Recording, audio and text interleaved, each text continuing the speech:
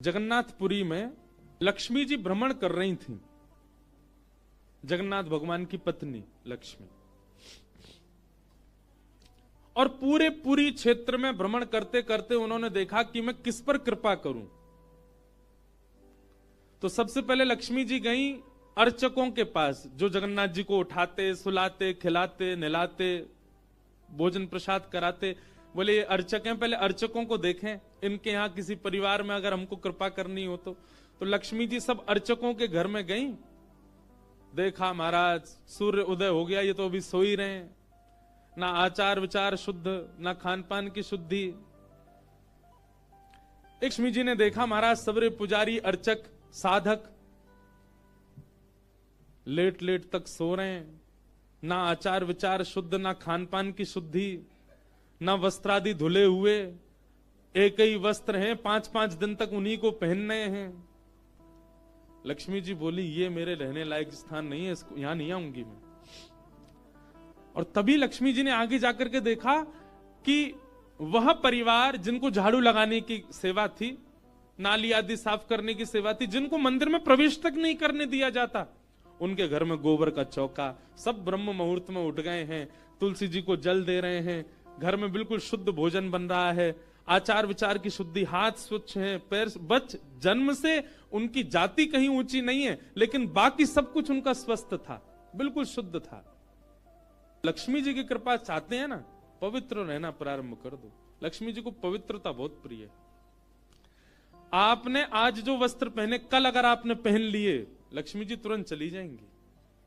इतनी भी अपवित्रता लक्ष्मी जी को प्रिय नहीं है। लक्ष्मी जी बोली ये अच्छी है, इसके यहां मैं जाऊंगी। लक्ष्मी जी प्रत्यक्ष प्रकट हो गई उनके घर में जाकर के। अब वे तो बेचारे छोटे मोटे लोग, बेचारे ज्यादा धनवान तो थे नहीं। उन्होंने जब देखा कि अत्यंत गहने पहन रखे हैं, ऐसी मधुर सुगंधी आ रही है, रूप देख करके नेत्रों के पलक नहीं झपके जा रहे, सबने दंडवत प्रणाम किया। बोले आपका परिचय? बोले हम जगन्नाथ जी की गृहिणी हैं, साक्षात लक्ष्मी। वे सब घर के लोग, अरे हमारे घर का तो जल भी आपके स्पर्श योग्य नहीं है, हम तो ऐसे लोग हैं, हम तो नीचे लोग हैं। ये लक्ष्मी जी बोली ये सब बात नहीं करो, हम लोग ठाकुर जी ये सब विचार नहीं करते। तुम्हारा आचरण देखो कितना शुद्ध, तुम्हारे व्यवहार कितना शुद्ध, तुम्हारी बुद्धि कितनी शुद्ध है। और सुनो, चौकी लगाओ, जो भी घर में बना है प्रत्यक्ष थाल में पधराओ, हम तुम्हारे यहां प्रसाद पा करके जाएंगे।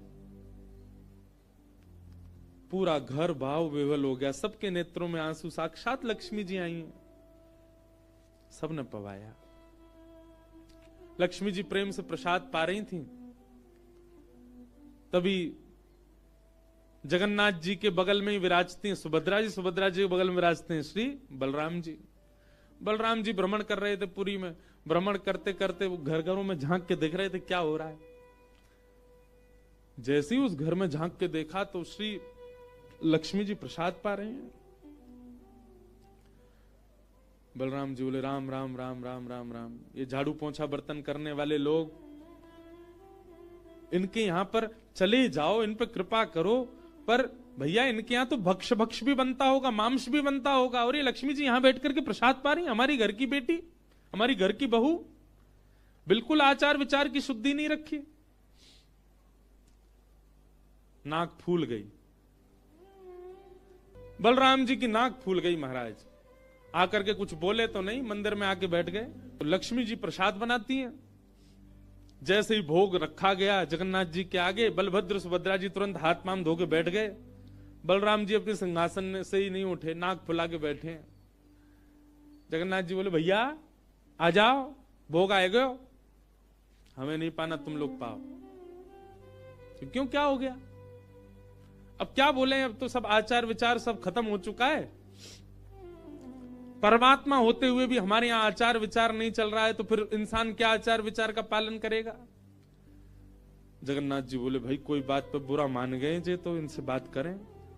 जगन्नाथ जी गए, भैया कहा भयो, आप इतने उदास क्यों, इतने नाराज क्यों? सब बात बताई बलराम जी ने। बोले लक्ष्मी जी आज सुबह सुबह एक ऐसे के घर में गई और वहां जाके प्रसाद पा रही थी, बिल्कुल विचार नहीं किया, कहां शुद्धता कहां अपवित्रता। हम तो इनके हाथ का बना भोजन नहीं करेंगे। अब जगन्नाथ जी बड़ी दुविधा में पड़ गए। यदि पाऊं तो भैया नाराज बैठे, भैया कहेंगे मैं नाराज हूं, इससे को कोई फर्क नहीं पड़ा है, फिर भी पा रहा है।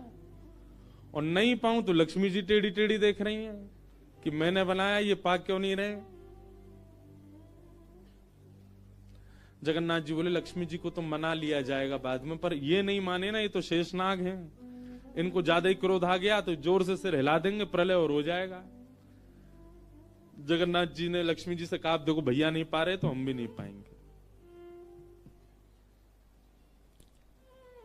लक्ष्मी जी बोले कोई बात नहीं।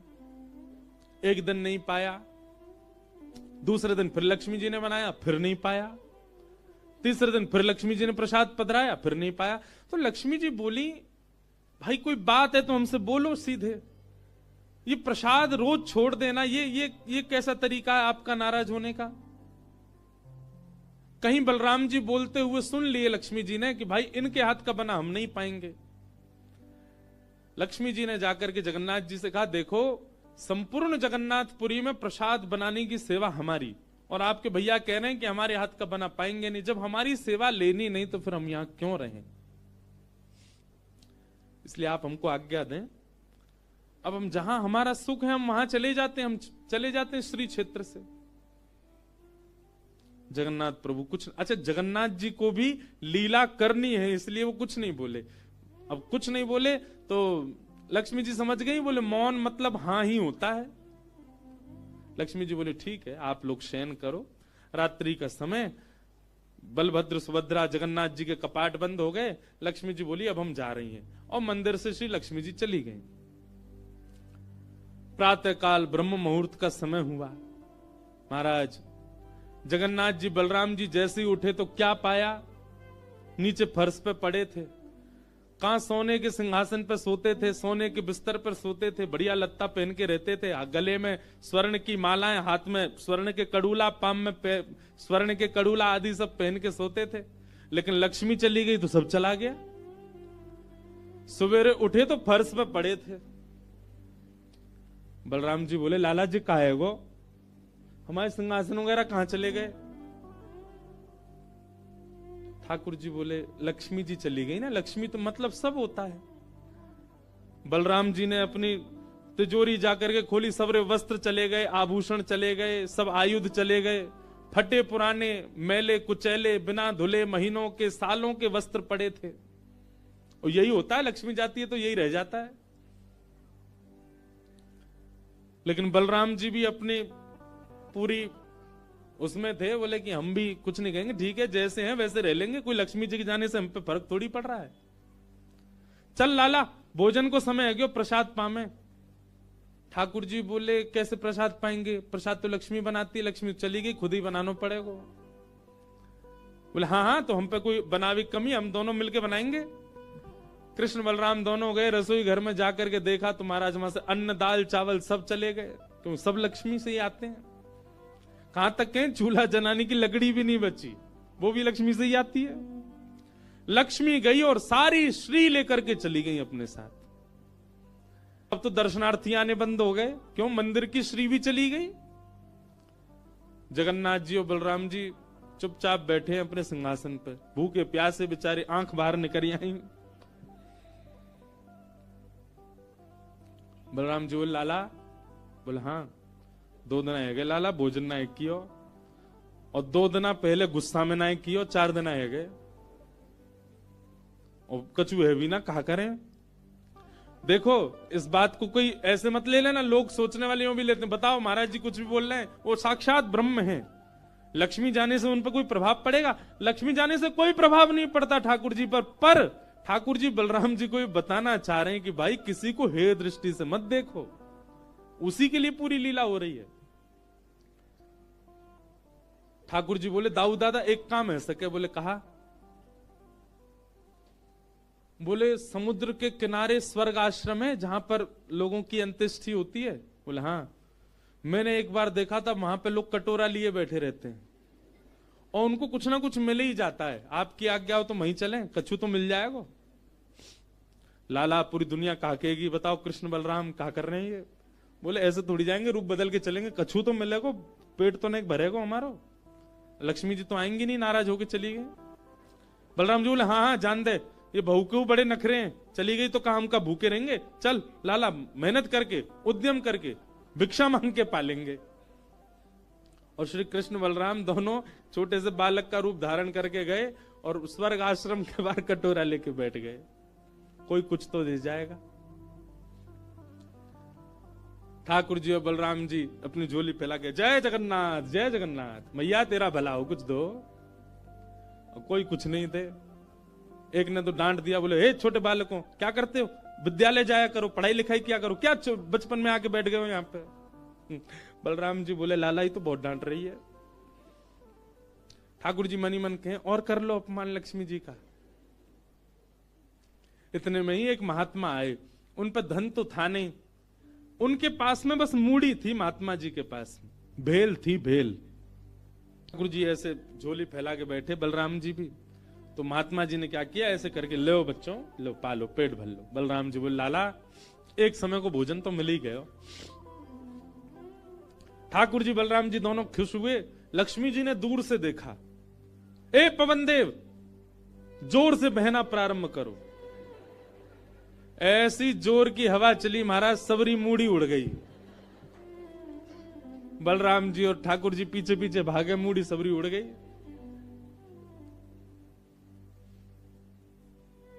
बलराम जी बोले लाला ये क्या हो गया।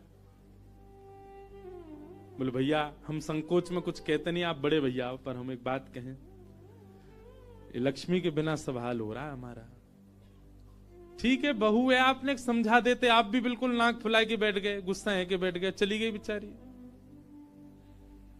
यदि वे प्रसन्न हो जाए तो फिर सब ठीक है जाएगा। अरे ना बेटा कोई बात नहीं, हम तो क्षमा मांग लेंगे, तेने पहले क्यों ना कही मोते। ठाकुर जी बोले अब कोई बात नहीं, अब चलते हैं, ढूंढे उनको कहां है। पूरे पुरी में ढूंढा, कहां है लक्ष्मी जी। लक्ष्मी जी उसी कन्या के घर में थी, उसी घर में थी जहां देख करके बलराम जी को हीन भावना आ गई थी। बलराम जी लेके गए, लाला यही घर में बैठी जब मैंने देखी काई। वहां जाकर के देखा तो महाराज उस घर में बिल्कुल जैसे मंदिर की रौनक होती है, ऐसी रौनक उस घर की हो रही थी। फर्श लगे हुए हैं, बढ़िया सोने चांदी के बर्तन रखे हैं, एक जगमगा रहा है मणियों से पूरा घर भवन। और बाहर बैठ करके उस महिला के जिसके ऊपर कृपा की थी लक्ष्मी, उसके बालक भर भर के सामग्री दे रहे हैं लोगों को, भोजन की सामग्री, वस्त्र ले जाओ, ये ले जाओ, कोई गरीब कन्या के लिए धन ले जाओ, राशि ले जाओ, सोने की मोहर ले जाओ। लक्ष्मी जी बैठी है घर में। ठाकुर जी बोले अब लक्ष्मी जी तो नाराज हैं, भैया एक काम करें, हम भी लाइन में लग जाएं, कछु मांग लें, लेके चल दें। जैसे ही ठाकुर जी और बलराम जी लगे कतार में, भीतर से लक्ष्मी जी को देख के दया आ गई। मेरे प्राणनाथ ये चाहे तो सर्वसमर्थ हैं, परंतु बलराम जी को बताने के लिए पूरी लीला कर रहे हैं। लक्ष्मी जी तुरंत बाहर आई और दोनों को इशारा किया, आप लोग इधर आओ। बलराम जी बोले देख बहू तू नाराज मत हो, हम ते गलती है गई, और वैसे गलती तेरी भी कम नहीं, तो को नहीं जानो चाहिए ऐसी जगह। लक्ष्मी जी बोली दाऊ दादा ठाकुर जी के लिए सब अलाव है, हमारे लिए इतने बंधन। वे किसी भी भक्त पर कृपा करने जा सकते हैं, वहां पर जात पात नहीं देखी जाती, वहां पर यह नहीं देखा जाता कि भजने वाला कौन है, ब्राह्मण है, क्षत्रिय, वैश्य कौन है, सब पर वो अनुग्रह कर सकते हैं। तो फिर हमारे ऊपर इतनी रोक टोक क्यों। और किसी के जन्मगत व्यवहार से उसका पूरा जीवन नहीं आंकना चाहिए, उसके स्वभाव व्यवहार से देखना चाहिए कि वो है कैसा। कहां आप कहते हैं कि ब्राह्मण सर्वश्रेष्ठ, और वो देर देर तक सो के उठ रहे हैं, उनके यहां शुद्धि नहीं, वस्त्र 4-4 दिन तक पहन रहे हैं, एक महीना एक ही धोती में निकाल रहे हैं। आप कह रहे हैं कि वो श्रेष्ठ, और ये लोग जो इतनी पवित्रता का ध्यान रखते हैं, इन पर कृपा ना हो। हमारे अनुसार तो जो अपने कर्म से शुद्ध है वो शुद्ध है। बलराम जी और ठाकुर जी दोनों मान गए, जैसी आपकी इच्छा। बोले नहीं, आज के बाद हम आपसे एक नियम चाहते हैं। क्या? बोले श्री जगन्नाथपुरी में नियम कर दीजिए। बोले क्या? जिस महाप्रसाद को ब्राह्मण पाएगा उसी महाप्रसाद को शूद्र भी पाएगा, दोनों को समान फल मिलेगा।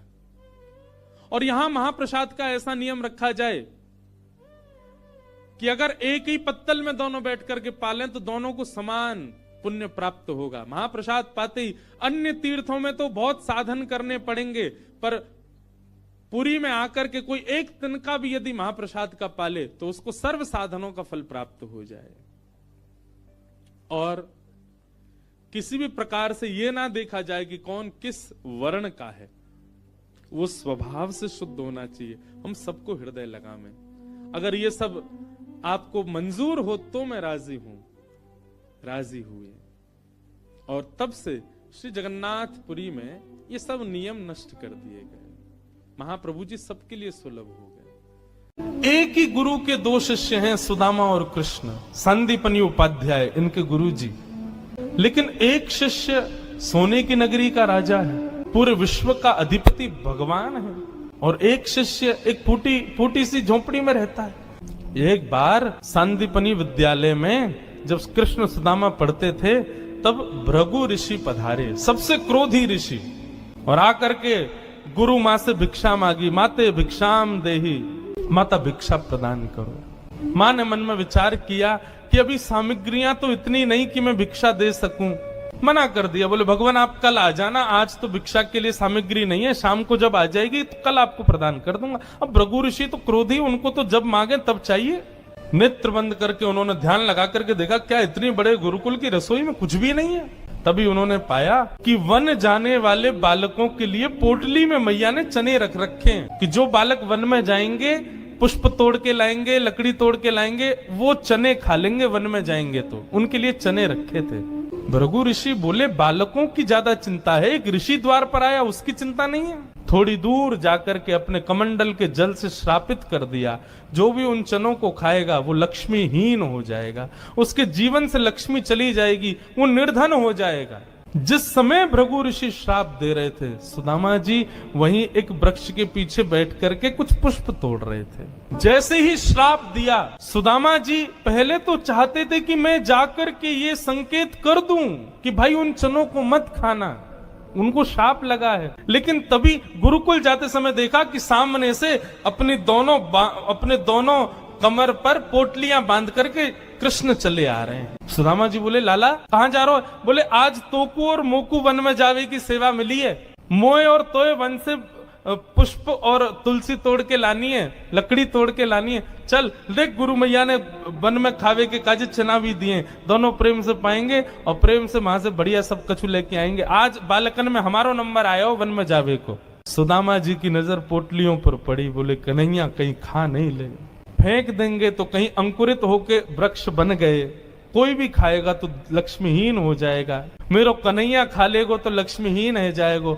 सुदामा जी जिद करने लगे, बोले सुन तू बाकी के सामान रख अपने पास, ये पोटली मोह दे दे मैं बांधू अपने कमर पे। ठाकुर जी बोले क्यों, मैंने बांध तो रखी। बोले तेरो भरोसा ना है, तो को भूख लगेगा तो मेरे बटके ने खा जाएगो, मोकूद है, जब भूख लगेगी तो दोनों बांट के खाएंगे। और जिद करके सुदामा जी ने दोनों पोटली अपने पास रख ली। वन में वृक्षों की लकड़ी तोड़ रहे हैं, पुष्प तोड़ रहे हैं, फल तोड़ रहे हैं। सुदामा जी मौका ढूंढ रहे हैं, कब मौका मिले मैं भागूं एकांत में चने खा लूं। तभी जोर की बारिश होने लगी। बारिश के कारण ठाकुर जी तो एक वृक्ष के नीचे जाकर के खड़े हो गए। अरे आजा सुदामा यहीं खड़ो है जा, बहुत वर्षा हो रही है। पर सुदामा जी एक बगल में एक और विशाल वृक्ष था, उसके ऊपर चढ़ गए, डाल पर जाकर के बैठ गए। वर्षा हो रही थी, ठाकुर जी एक वृक्ष के नीचे खड़े हैं, दूसरे वृक्ष के ऊपर सुदामा जी बैठे हैं। सुदामा जी बोले यही सही समय है, और पोटलियां खोल करके सुदामा जी खाने लगे। ठाकुर जी ने देखा, ए सुदामा मेरे उचना है बा में, खा मत जाइयो, रुक जा वर्षा रुकंद मैं हूं आ रहा हूं ऊपर। लेकिन सुदामा जी के नेत्रों से आंसू गिर रहे हैं। बोले लाला तू सदा प्रसन्न रहे, मेरे बट की लक्ष्मी भी तेरे पास आ जाए, तेरे जीवन में कभी कोई कष्ट नहीं आवे, मेरे लाला को कभी रोनो नहीं पड़े, कभी उदास नहीं हो, कभी दुखी नहीं हो। यही मेरी मित्रता को उपहार में अपने कृष्ण को देना चाहूं। और उपहार के रूप में सुदामा जी ने मानो अपने जीवन में प्राप्त होने वाली समस्त लक्ष्मी भी श्री कृष्ण के चरणों में पधरा दी। और दोनों पोटली के चने स्वयं सुदामा जी खा गए। द्वारिकाधीश कृष्ण उस दिन तो सोच रहे थे कि सुदामा तूने एक बार भी विचार नहीं किया कि मेरे भी चने थे उसमें, पा गया। सुदामा जी क्षमा मांगने लगे, बोले माफ कर दे लाला, भूख ज्यादा लगी हमारे, खा गए हो, लेकिन वास्तविकता कौन जाने। सुदामा जी महाराज फटी टूटी झोपड़ी में रहते हैं, उधरी हुई धोती पहनते हैं, अन्न जल का तो कोई ठिकाना ही नहीं है, ऐसे घर में रहते हैं। पत्नी बोली द्वारिकाधीश आपके मित्र हैं, आप जाते क्यों नहीं कभी उनसे मिलने। सुदामा जी बोले कहीं मेरी दशा देख करके कोई ये ना सोचे गरीब है, भिखारी मांगने आया, इसलिए मुझे अजीब लगता है। और दूसरी बात ये कि मैं कृष्ण का सखा हूं, अब कृष्ण तो बढ़िया राजकीय वेश में रहता है, अब मैं ऐसे रहता हूं, कोई मुझे देख करके कहीं ये ना सोचे ये कैसा सखा ठाकुर जी का, इसलिए मुझे लगता है कि मैं यहीं से ही उनको भज लूं, उनके पास ना जाऊं। सुदामा जी की पत्नी ने सौगंध दे दी, तुम्हें मेरी सौगंध है, जाओ द्वारिकाधीश से मिलके आओ। पत्नी की सौगंध मान करके सुदामा जी आज विचार करने लगे, जाऊं? कृष्ण ये तो नहीं सोचेगा कि कहां से आ गया, कुछ मांगने आया है। कृष्ण तो नहीं सोचेगा, लेकिन उसकी पटरानियां, उसके राज्य के लोग, महामंत्री आदि ये सब तो नहीं सोचेंगे। सुदामा जी को बहुत संकोच हो रहा है, लेकिन पत्नी की सौगंध है तो निकल पड़े। पत्नी ने 4 घरों में जाकर के अलग अलग एक एक मुट्ठी चावल लिए, जानबूझ, क्यों? ताकि जब ये पोटली द्वारिकाधीश देखेंगे तो अलग अलग प्रकार के चावलों को देख के पहचान जाएंगे कि एक दाना भी सुदामा के घर का नहीं है, थोड़ी तो कृपा करेंगे मेरे ऊपर। सुदामा जी पोटली दबाए निकल पड़े। सुदामा जी महाराज धीरे धीरे चल करके द्वारिका की ओर जा रहे हैं। चलते चलते महीनों बीत गए सुदामा जी को। तभी एक व्यक्ति से बोले भैया द्वारिका नगरी कितनी दूर रह गई है अभी यहाँ से। व्यक्ति हंस करके बोला भगवान आप गलत आ गए हो। बोले गलत, कितनी दूर आ गए? बोले अभी आप कम से कम 50 कोस और पीछे जाओ, वहां से एक रास्ता मुड़ेगा, वो द्वारिका को जाता है, आप तो कहीं और पहुंच जाओगे अभी। सुदामा जी महाराज बोले भले पधारे भैया द्वारिकाधीश। चलते चलते चलते मैं तो वैसे ही आधो जाऊंगा, मुंह तो लगे मेरे प्राण ही निकल जाएंगे, मैं द्वारिका पहुंच ही ना पाऊंगा। अब लाला तू वैसे तो हमारे हृदय में बैठो है, चल के तो हम पता ना कब पहुंचेंगे, लेकिन लाला तेरी अगर इच्छा हो तो तू ही बुला ले अब मुंह को। और ऐसा कह के सुदामा जी वहीं एक वृक्ष के नीचे लेट गए। जैसे ही लेटे थोड़ी बहुत देर में ही उनको थोड़ी ध्वनि सुनाई देने लगी। नेत्र खोल करके देखा, सोने की नगरी है, चारों ओर जय श्री कृष्ण जय श्री कृष्ण जय श्री कृष्ण नाम की ध्वनि आ रही है। सुदामा जी महाराज थोड़े प्रसन्न हो गए, बोले भैया ये कौन सी नगरी है? किसी व्यक्ति से पूछा ये कौन सी नगरी है? बोले भगवान ये द्वारिकापुरी है। मेरे कृष्ण मित्र की नगरी द्वारिका?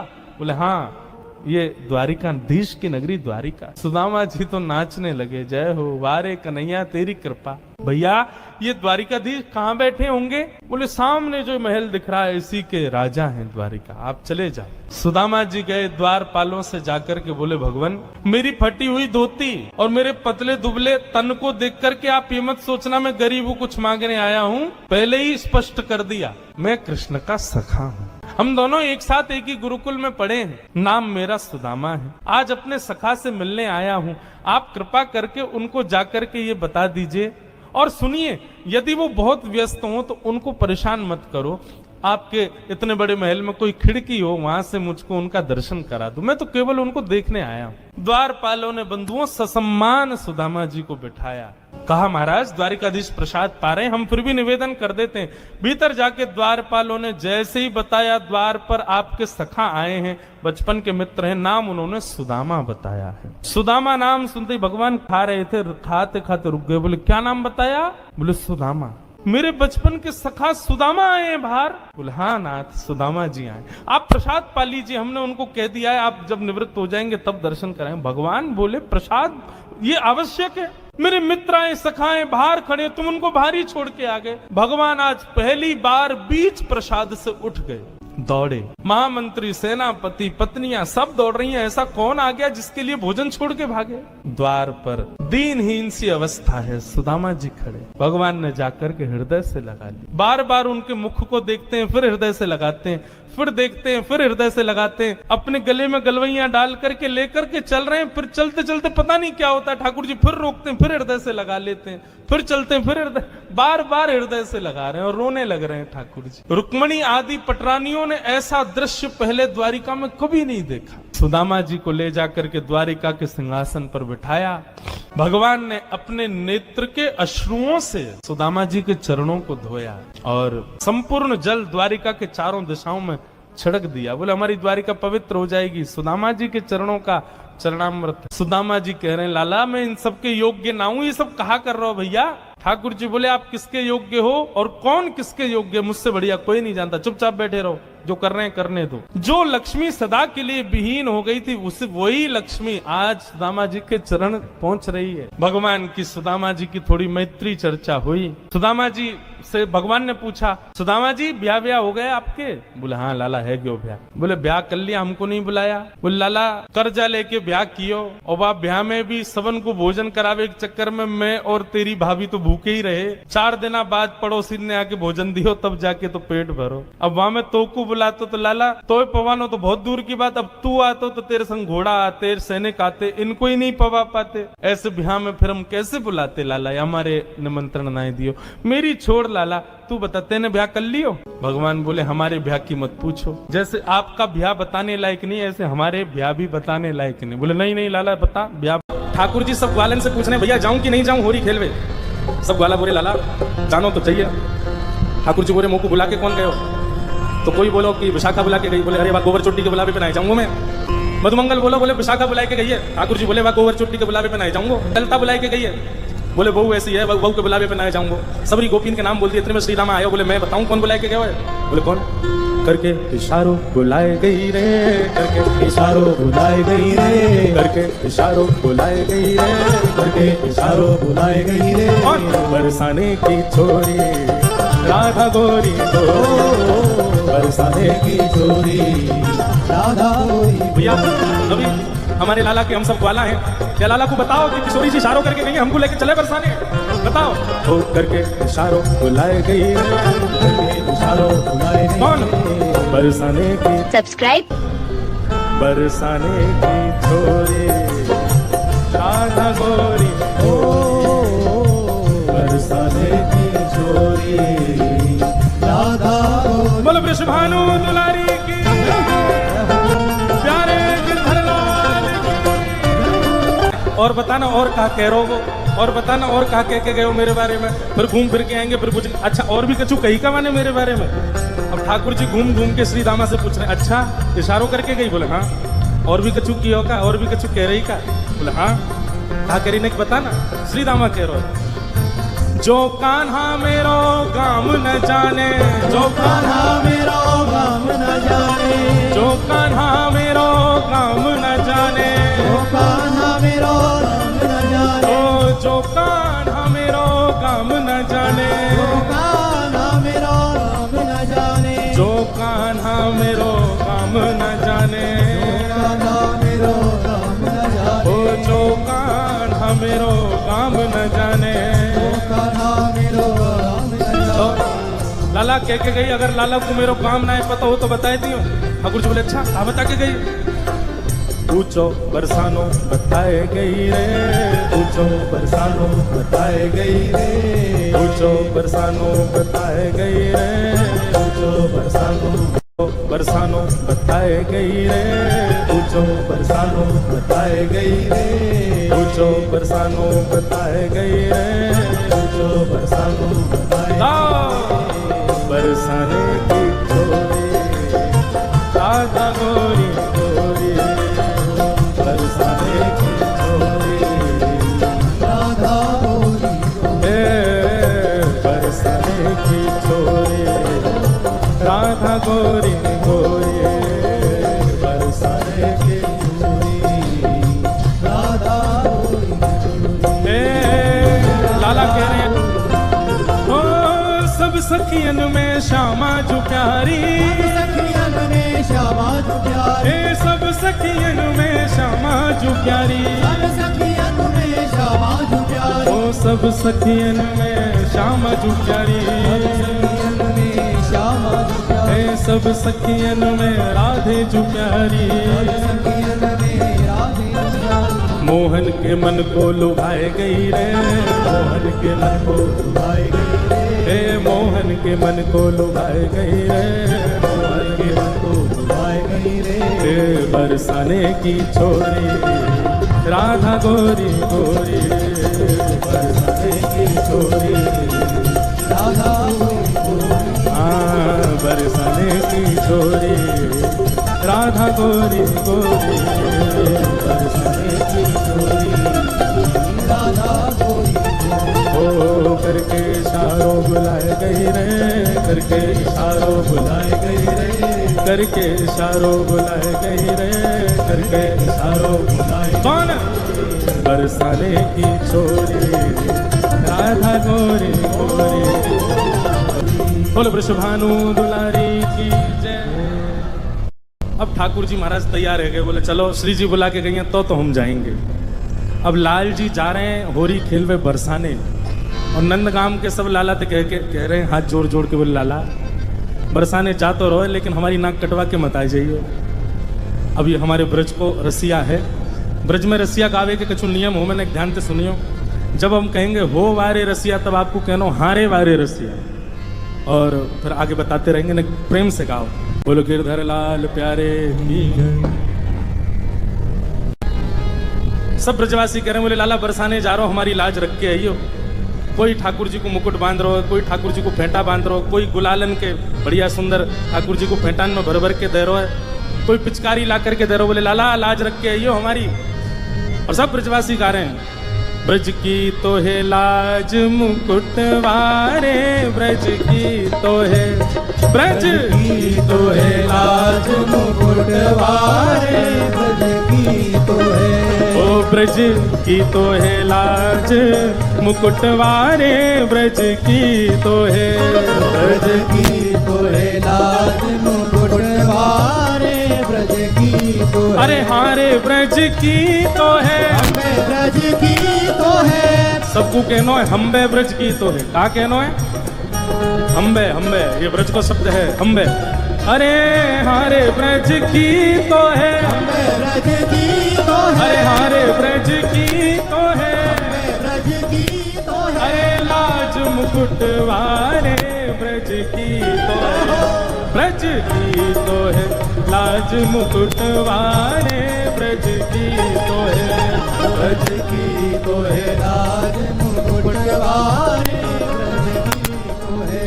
ब्रज की तो है, लाज मुकुट वारे ब्रज की तो है, ब्रज की तो है, लाज मुकुट वारे ब्रज की। ठाकुर जी को बल बता रहे हैं, बोले लाला तू एरो गैरो ना है, तो कुछ जीत के आनो है, बरसाने की सबरी गोपीन को मजा चका के आनो है। लाला तू एरो गैरो नहीं है। ठाकुर जी बोले हम कौन है? बोले हम जय जय हैं। कौन है? बल होरी के रसिया की। लाला मैंने नक पे गिरिराज जी धारण करी और यूं कह रहा हूं हम जय जय हैं। जय जय एरो गैरो थोड़ी हो गए, कैसे हो गए जय जय? चंद्र सूरज तेरो ध्यान धरत है, चंद्र सूरज तेरो ध्यान धरत है, चंद्र सूरज तेरो ध्यान धरत है, चंद्र सूरज तेरो ध्यान धरत है। अरे हाँ हाँ वारे रसिया, ओ वारे रसिया, अरे हाँ वारे रसिया, ओ चंद्र सूरज तेरो ध्यान धरत है, चंद्र सूरज तेरो ध्यान। और लाला चंदा सूरज तेरो ध्यान धरे, और कौन ध्यान धरे? ध्यान धरे नव लख तारे, हाँ ध्यान धरे नव लख तारे, ध्यान धरे नव लख तारे, हो ध्यान धरे नव लख तारे। ओ ब्रज की तो है, ब्रज की तो है लाज मुकुट वारे, ब्रज की तो है, ब्रज की तो है लाज मुकुट वारे, ब्रज की तो है, हाँ ब्रज की तो है लाज मुकुट वारे, ब्रज की तो है, ब्रज की तो है लाज मुकुट वारे, ब्रज की तो है। अरे हारे ब्रज की तो है, ब्रज की तो है, अरे ब्रज की तो है, ब्रज की तो है, अरे हारे ब्रज की तो है, ब्रज की तो है लाज मुकुट वारे, ब्रज की तो है, ब्रज की तो है लाज मुकुट वारे, ब्रज की तो है, ब्रज की तो है लाज मुकुट वारे, ब्रज की तो है। हाँ वारे रसिया, हाँ वारे रसिया, अरे हाँ प्यारे रसिया, अरे हाँ प्यारे रसिया ब्रज की तो है लाज मुकुट वाले ब्रज की तो है लाला। इंद्र ने कोप कियो ब्रज ऊपर, इंद्र ने कोप कियो ब्रज ऊपर, हाँ इंद्र ने कोप कियो ब्रज ऊपर, इंद्र ने कोप कियो ब्रज ऊपर। अरे हाँ वारे रसिया, वारे रसिया, अरे हाँ प्यारे रसिया, वारे रसिया। इंद्र ने कोप कियो ब्रज ऊपर, इंद्र ने कोप कियो ब्रज ऊपर। तब लाला जब इंद्र ने कोप कियो हमारे ब्रज के ऊपर तब कहा भयो, तब गिरिवर कर पर धारे, हाँ तब गिरिवर कर पर धारे, हाँ तब गिरिवर कर पर धारे, हाँ तब गिरिवर कर पर धारे। ओ ब्रज की तो है, ब्रज की तो है लाज मुकुट वारे, ब्रज की तो है, ब्रज की तो है लाज मुकुट वारे, ब्रज की तो है। अरे हारे ब्रज की तो है, अरे हारे ब्रज की तो है, अरे हारे ब्रज की तो है, अरे हारे ब्रज की तो है।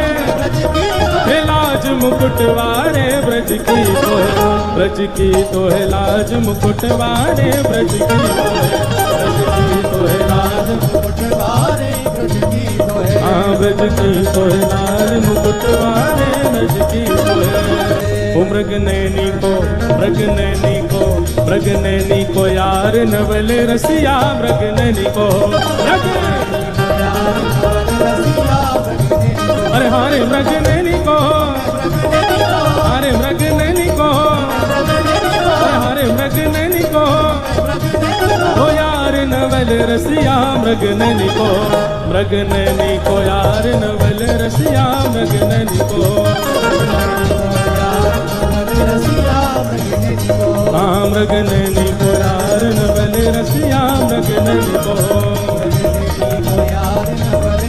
अब सबरे ग्वाल वालन ने ठाकुर जी चढ़ाई दिए, बोले लाला तू तो जय जय है, तू जीत के आवेगो, बरसाने जाके हमारी लाज रख के आवेगो। अब जैसे ही ठाकुर जी महाराज बिल्कुल पंथन के चढ़ करके और सीधे बरसाने पहुंचे हैं महाराज, अब बरसाने पहुंचे हैं ठाकुर जी।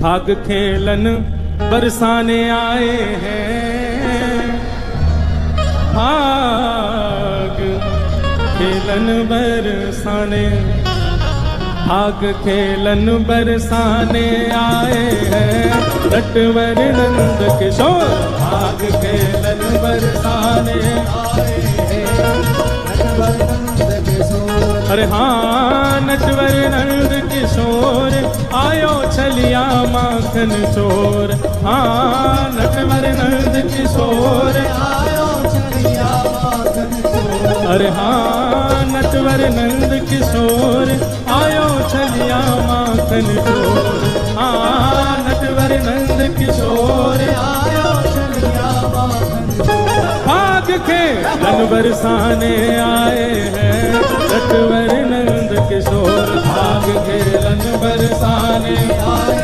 हैं, नटवर नंद। बनहोरी के रसिया की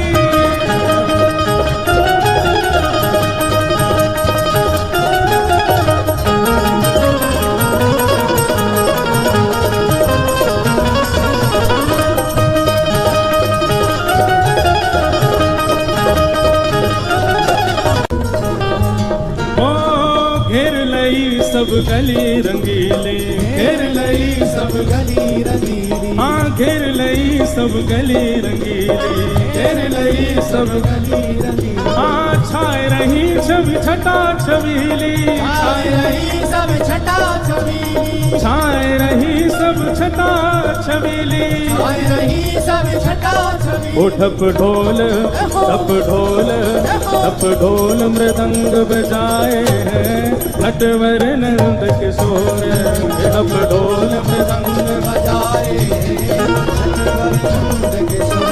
भाग खेलन बरसाने आए हैं, नटवर नंद किशोर, बरसाने आए हैं, नटवर नंद किशोर। मिलजुल के सब सखियाँ आई, मिलजुल के सब सखियाँ आई, मिलजुल के सब सखियाँ आई, मिलजुल के सब सखियाँ आई। उड़त छटांबर पे छाई, उड़त छटांबर पे छाई, उड़त छटांबर पे छाई, उड़त छटांबर पे छाई, उड़त छटांबर पे छाई। उड़त छटांबर पे छाई। दिन अबीर, दिन अबीर, दिन अबीर गुलाल उड़ाए हैं नटवर नंद किशोर। दिन अबीर गुलाल उड़ाए हैं नटवर नंद किशोर। पाग खेलन बरसाने आए हैं नटवर नंद किशोर। पाग खेलन बरसाने आए हैं नटवर। बलहरी के रसिया की जय हो।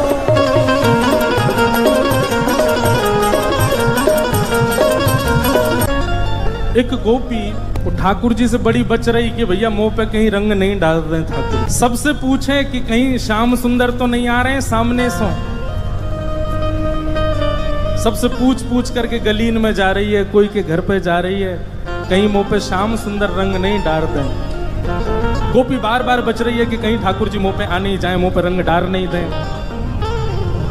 इतने में ही ठाकुर जी को पता चली एक गोपी बच के भाग रही है और मेरे रंग से बच रही है।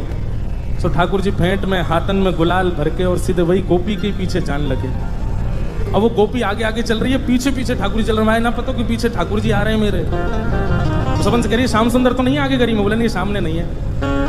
लेकिन जैसे ही मैंने पीछे मुड़ करके देखो महाराज, ठाकुर जी ने ऐसी मुट्ठी में भर के रंग वाके मुंह पे डारो, वाके नेत्रन में रंग चलोगे। दौड़ करके यमुना जी के जल में गई और जाकर के खूब मुख को धोवे, खूब जल से अपनी आंखन को पोंछे। पहुंचते पहुंचते 1-1.5 घंटा है कि कोई गोपी आके बोली अरे इतनी देर से धो रही है, अब तो तेरा मुंह साफ है, क्यों काई को धो रही है?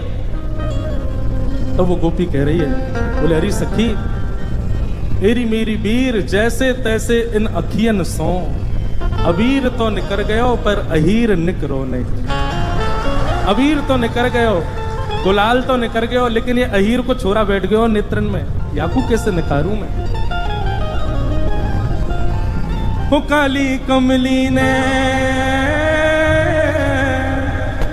काली कमली ने, वो काली कमली ने ऐसा रंग डाला कि रंग कोई चढ़ता नहीं। काली कमली ने ऐसा रंग डाला कि रंग कोई चढ़ता नहीं। वो काली कमली ने, वो बांके बिहारी ने, वो राधा वल्लभ ने ऐसा रंग डाला कि रंग कोई चढ़ता नहीं।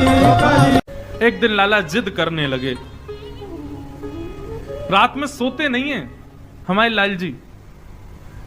मैया सुलाती है, खूब लोरी सुनाती है। ठाकुर जी बार बार उठ करके कभी कुछ मांगते, कभी कुछ मांगते, कभी कुछ मांगते हैं। आज ठाकुर जी कह रहे हैं चंद्र खिलो नाले हूँ सुमैया मोरी, चंद्र खिलो नाले हूँ मैया मोरी। अच्छा, मैया ने तो लोभ में दिखाया कि इसको देख करके लाला सो तो भी जाएगा, लेकिन लाल जी तो जिद करने लगे, मैया ये कहा है? बोले ये चंद्रमा है लाला, रात की अंधेरा हो रहा है। यशोदा मैया लोरी सुना रही है, छगन मगन मेरे लाल को आजा निदिया। ठाकुर जी कह रहे हैं मैया चंद्र खिलो नाले हूँ सुमैया मोरी, चंद्र खिलो नाले हूँ। मैया बोली लाला तू तो बात बात पे जिद करे। अरे मैं तू को दिखा रही कि देख कैसा चंद्रमा खिलौना, कैसा चंद्रमा है। अब तो तू जिद करने लगो, चाहिए चाहिए, अभी ना दूंगी, बाद में दूंगी। ठाकुर जी बोले मुझे तो अभी चाहिए। सुमैया ने कहा कियो एक परात में जल भर दियो, खिड़की में रख दी, वहां में चंद्रमा को प्रतिबिंब दिखने लगो। मैया बोली देख लाला चंद्रमा आ गयो। ठाकुर जी देखने लगे, अरे मैया ये तो हमारे कमरा में आ गो। बोले हाँ लाला देख हमारे कमरा में आ गो। इतने में लाल जी ने हाथ मारा, पानी जैसी छलका सोई चंद्रमा गायब। ठाकुर जी फिर रोने लगे, मैया कहाँ चलोगे, चंद्रमा मुझे तो चाहिए। मैया बोली लाला देख अब जिद मत करे, सो जा चुपचाप। ठाकुर जी बोले मैया यदि तेने मुझको चंद्रमा नहीं दियो तो मैं देख पता कहा करूंगा। बोले कहा करेगा? बोले जय हो लोट अब ही धरन पे, जय हो लोट अब ही धरन। मैं धरती पे लेट जाऊंगा अभी, मैया मैं धरती पर लेट जाऊंगा, तेरी गोद न आए हूं सो मैया मोरी। लाल जी की कैसी लीला, मैया से कह रहे मैया मैं जमीन पर लेट जाऊंगा, तेरी गोद में ना आऊंगा। फिर मैया बोली सुन ले लेट जा, वैसे ही कारो है कोई देखे ना है तो को मैंने कहा सुंदर बनाए दूं, तेरा श्रृंगार कर दूं, मोर पंख आदि लगा दूं, लेकिन तुम माने ना है या धरती में ही खेलवा तो कुछ जा लेट जा, और मट्टी लग जाएगी और बुरा हो जाएगा, फिर और कोई ना देखेगा तो को। ठाकुर जी बोले जाते तो मैया मान नहीं रही। सो दूसरी बात ठाकुर जी कहते हैं मैया यदि तेने मुकु चंद्रमा नहीं दियो, मैया मैं गैया को दूध ना पीऊंगा, यदि तेने चंद्रमा नहीं दियो कल से मेरा दूध पीनो बंद, मैं दूध पीनो छोड़ दूंगा।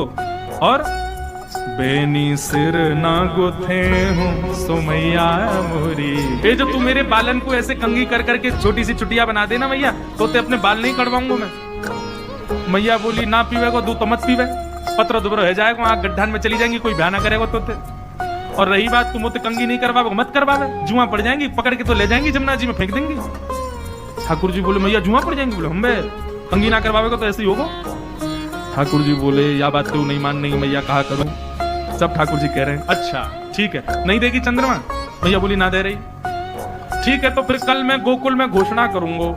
बोले कहा घोषणा करेगा, बोले हो तो पूत में नंद बाबा को, हो तो पूत में नंद बाबा तेरो सुत ना कहे हूँ सो मैया मोरी। मैया मैं कल घोषणा में कल गोकुल में घोषणा कर दूंगा।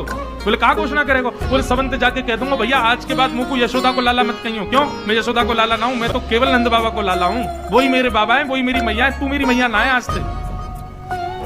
जैसे ही ठाकुर जी ने कही मैया कल मैं घोषणा कर दूंगा तू मेरी मैया नहीं, तो मैया के हृदय में थोड़ी कोलाहल होने लगी। मैया गई लाला को उठा करके गोद में उठा लिया। बोले लाला तू भी माने ना, ऐसी ऐसी जिद करे, बता चंद्रमा चाहिए, चंद्रमा ते सुंदर तू को मैं और कुछ दे दूं तो याते ज्यादा सुंदर कहा देगी तू मुझको। तब मैया कह रही हैं आगे आओ बात सुन मेरी, आगे आओ बात सुन मेरी। लाला एक बात बताऊं, गोपनीय बात है, ठाकुर जी पहले तो आ नहीं रहे थे गोद में, बोले ऐसी बात है जो तो को बलदाऊ से छुपानी है। सो ठाकुर जी आगे बैठ गए, कहा बात है बताइए मैया, दाऊ दादा मत बताइए, बलराम मत बताइए। बोले हाँ मैया नहीं बताऊंगा, जल्दी बता कहा बात है। कितने सीधे ठाकुर जी। तब यशोदा मैया कह रही हैं लाला तू या चंद्रमा के पीछे रो रहे हो, या चंद्रमा तो सुंदर, या चंद्रमा तो गोरी, या चंद्रमा तो ज्यादा प्रकाश देवे वाली, तेरे काजे सुंदर सी दुल्हन लेके आऊंगी मैं। लाला के तो नेत्र बंद है गए, ख्वाबन में दुल्हन आ गई। बोले अरे मेरी मैया तेने कैसी सुंदर बात करी, तेरी सो मेरी सुन मैया तेरी। तुरंत सिर पे हाथ रख दिया मैया के, मैया तो तेरी सौगन तू मेरी बात सुन ले अब तू। मैया बोली कहा बात है बता। मैं अब ही बिहावे जय हूँ सो मैया मोरी। मैया तो मेरा श्रृंगार कर, मैं अभी जाऊंगा ब्याह करवे। मैया बोली कहाँ मर जाऊंगे हाथे, अभी चंद्रमा मांगो, अब रो कि मुझे बहू लाओ। नंद बाबा आए, बोले भैया कहा है इतनी रात है लाला सो क्यों नहीं रो। बोले पहले चंद्रमा के लिए रो अब रो कि मुझको बहू चाहिए। अब तो लाल जी रोज पूरे दिन तो भूल जाते हैं, जैसे ही रात में सोने का समय आता मैया तो मैया तू बहू नहीं लाई है अभी, मुझको कब लावेगी मुझको बता। अब तो लाल जी को जब समय मिलता है तभी मैया तो मैया कब ला रही है बहू, कब ला रही है बहू, बहू कब लावेगी। मैया बोली भैया लाला है वे पे मैया के मन में आवे कि लाला कब बड़ो और या को ब्याह करूं, हमारा तो लाला ही ऐसा है अभी ते रट लगा रखी कब बहू लावे। मुझे तो ऐसा लगे ना नंद बाबा कि ये उम्र होने देखो बात पहले ही ब्याह कर लेगो, ये तो ऐसो ब्याह को रसिक नन्हे से गोपाल जी की मधुर मधुर लीलाएं हैं। आज किशोरी जी अपनी सखीन के साथ भ्रमण करवे के काजे गई हैं, अब थोड़ी बड़ी है गई हैं, तो कीर्ति मैया अनुमति दे दें लाली ने बाहर चलो जाए करे, कोई ऐसी दिक्कत ना। सब सखीन से कहें ध्यान रखियो भोरी है, या कि सब आभूषण और सब सामग्री को गिन के ले जाइयो। किशोरी जी आज यमुना तट देखने की जिद करती हैं और सब सखीन के साथ यमुना तट गई हैं। यमुना जी की अविरल धारा देख करके किशोरी जी तो वहीं बैठ गई और सब सखीन से बोली आज यहीं कछु पामेंगी, यहीं कछु भोजन करेंगी, जाओ वन में से कछु फल ले आओ, वन में से कछु पुष्प ले आओ, एक दूसरे को श्रृंगार करेंगी और यहीं फल को सेवन करेंगी। तो एक एक करके सब सखियां चली गई हैं और सब ढूंढ रही हैं, कहीं से फल तोड़ के, कहीं से पुष्प आदि तोड़ करके चयन करके लाने के लिए सब सखियां चली गई हैं। इतने में ही यमुना जी के उस पार नंद भवन है और नंद भवन से श्री ठाकुर जी खेलने के लिए आ रहे हैं यमुना तट पर। ठाकुर जी पहुंच गए। जैसे यमुना जी के तट पर पहुंचे, यमुना जी के तट पर जाकर के सामने की ओर देखा, बड़े बड़े नेत्र और माथे पर सुंदर रोरी को बिंदा लगाए करके, नील वसन पहन करके छोटी सी किशोरी जी बैठी हैं। ठाकुर जी बहुत देर तक तो मानो जैसे छिप करके आड़ में थी देखने लगे। सूर श्याम देखत ही रीझे, ठाकुर जी देखते ही किशोरी जी के मुखमंडल में ऐसे आसक्त हुए कि सब भूल गए। चक डोरी हाथ में लिए खड़े भये, गिर गई नीचे। और जो भी ठाकुर जी बड़े अदा में निकले ना, बड़े सज धज के निकले, बहुत स्वरूप साज सज्जा सब धारण करके निकले, बड़े कॉन्शियस रहे अपने स्वरूप के प्रति। लेकिन किशोरी जी को देख करके सब भूल भाल गए। ठाकुर जी किशोरी जी को देखा और देखते ही ठाकुर जी सोचने लगे, बोले अरे भैया मैं जाए के पूछूं तो सही जी कौन है, और जी कहाँ ते आई है, कहाँ इनको गांव है, कहाँ इनको नाम है, कैसे आई है, पूछूं तो। वहां सामने एक छोटी सी किशोरी जी बैठी है। यहाँ ठाकुर जी पीत वस्त्र पहन करके आए। किशोरी जी अपलक नेत्रों से यमुना जी को देख रही हैं। ठाकुर जी आए, थोड़ी आगे आकर के ऐसी अदा करने लगे कि किशोरी जी की नेक दृष्टि पड़े। कछु गान लगे, कछु करन लगे, कछु ऐसे इशारे करने लगे कि किशोरी जी की नेक दृष्टि पड़े लाला पे।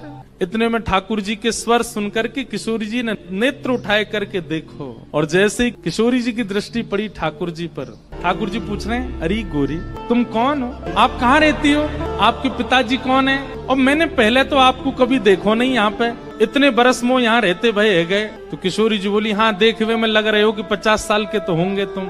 नेक्स्ट से हैं, और नेक्स्ट से किशोरी जी तो पूछ रहे हैं कि मैं इतने सालन ते आ रहा हूँ, मैंने तो आपको देखो नहीं, आपको घर कहाँ है और आपके पिताजी कौन है। किशोरी जी बोली, अरे हम वृषभानु जी की लाली हैं और बरसानो हमारो घर है, वहीं रंग महल में हम रहमे, और यहाँ हमारो खेलवे को कोई प्रयोजन नहीं है, हमारो भवन इतना बड़ा हम वहीं खेलती रहे। अरे जब ते जन्म भयो तब ते आज तक हमने तो अपनो पूरा भवन देखो ही नहीं, इतना बड़ा भवन है हमारे पिताजी को, हमें कहा जरूरत पड़ी यहाँ आके खेलवे की। ठाकुर जी बोले, तो फिर अपने भवन में ही खेल लो, काय को आई हो यहाँ पे, यहाँ काय को डोल रही हो, ऐसी छोटी सी हो, कोई हरण करके ले जाएगा तुम्हारो। किशोरी जी बोली, वो तो आज सखीन को मन हो कि यमुना तट पे चलें, या हमारे हम उनके संग आए गई हैं, बाकी तो या स्थान में हमारे बरसाने में मना करी गई है कि जमुना तट और जमुना के पल्ली पार जानो ही नहीं है। ठाकुर जी बोले, वो काय को, बोले हमारे बरसाने में ऐसो कहवे कहा कि जमुना के तट पे और जमुना के पल्ली पार एक छोरा डोले, और वह छोरा को नाम तो मैं ना लूंगी, ऐसो सुनो वह को नाम गावे तू प्रकट है जाए। ठाकुर जी बोले, अच्छा कोई और पता, हाँ नंद जी को लाला है, वो नंद जी को छोरा, बा के पिताजी को नाम नंद है, वाके काजे हमारे पूरे बरसाने में ऐसो हल्ला है कि वो चोरी करे, माखन की दही की चोरी करे। अब भैया पहले तो चोरी छोटी छोटी वस्तुन की होवे, धीरे धीरे फिर चोर निपुण है जाए तो बड़ी बड़ी वस्तुन ने चोरी करे।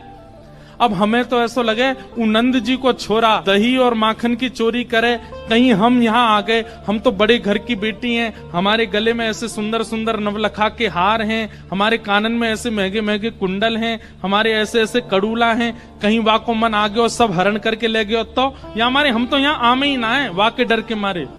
इतने में ही ठाकुर जी नीची नजर करके सुनने बोले, अच्छा किशोरी जी बोली, अच्छा तुमने देखो वो नंद जी को छोरा, तुम जानो भाई।